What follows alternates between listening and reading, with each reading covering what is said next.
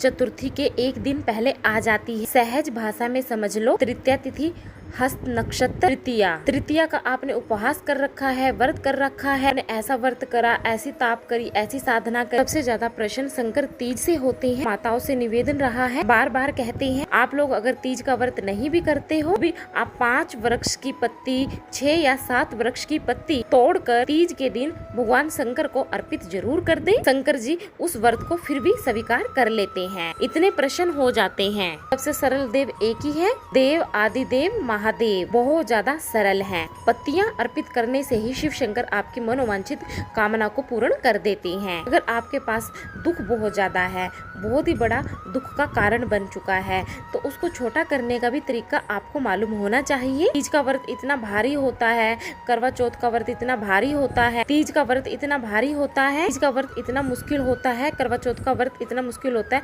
कि इस व्रत में पूरा दिन पानी भी नहीं पिया जाता है। अब इतना भारी व्रत और शास्त्र कहता है, और तीज का व्रत का उद्यापन तो पहले होता ही नहीं, एकादशी का तो हो जाता है। एकादशी का तो आप 26 एकादशी जब आपकी पूरी हो जाए, 3 वर्ष बाद अधिक मास आ जाए और आपकी 26 एकादशियां पूर्ण हो जाए, पूरी एकादशी का व्रत कर लिया आपने। 26 एकादशी पर जब आप व्रत करोगे, ये आपके ऊपर है उद्यापन आपको कौन सी एकादशी पर करना है। पर तीज का जो व्रत है इसका उद्यापन ना तो कभी पहले हुआ है, ना ही इसका उद्यापन 13 वर्ष से पहले हुए। इसका उद्यापन तो जब तक कन्या हो, चाहे स्त्री हो, चाहे नारी हो, चाहे पुरुष हो, का अगर उसको उद्यापन करना है तो 13 वर्ष तक व्रत आपको करना ही पड़ेगा, उसके बाद ही आप इसका उद्यापन कर सकते हैं। तो 13 साल आपके हो गए हैं व्रत का, तीज का व्रत करते करते, तो आप उद्यापन कर सकते हैं। 13 वर्ष अगर आपके हो गए हैं भगवान की भक्ति को धारण करते करते, भगवती स्मरण करते करते, उसके बाद में आप बड़े प्रेम से, बड़े आनंद से आप व्रत का उद्यापन कर सकती हैं। आपको कोई भी मना नहीं। पर यदि अगर आप उद्यापन कर रहे हो और आपका मन है कि मुझे उद्यापन करना ही है, तो 13 वर्ष तक जिस भाव से आप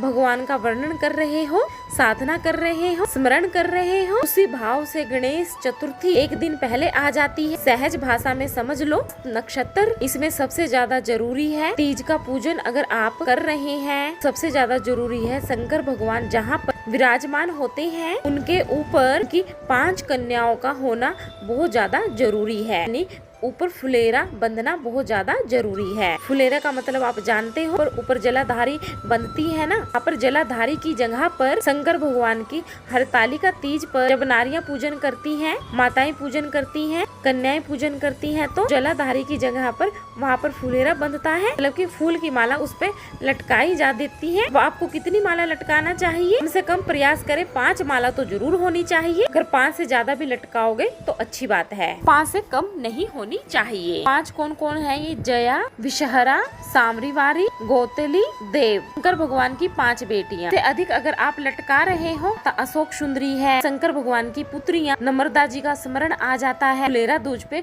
फूल जितनी मालाएं आप लटकाओगे उतना ही अच्छा रहेगा। तीज का उद्यापन होता है। तीज के उद्यापन में एक मुख्य चीज होती है, जो भी आप वस्तु दान दे रहे हैं, जो भी वस्तु आप अर्पित कर रहे हैं, हरतालिका तीज के उद्यापन में जो भी सामग्री आप दे रहे हैं 5 होनी चाहिए। इसे फुलेरा का वर्णन किया गया है। फुलेरा का 5 माला से ज्यादा चलेगा, 5 से कम नहीं होनी चाहिए।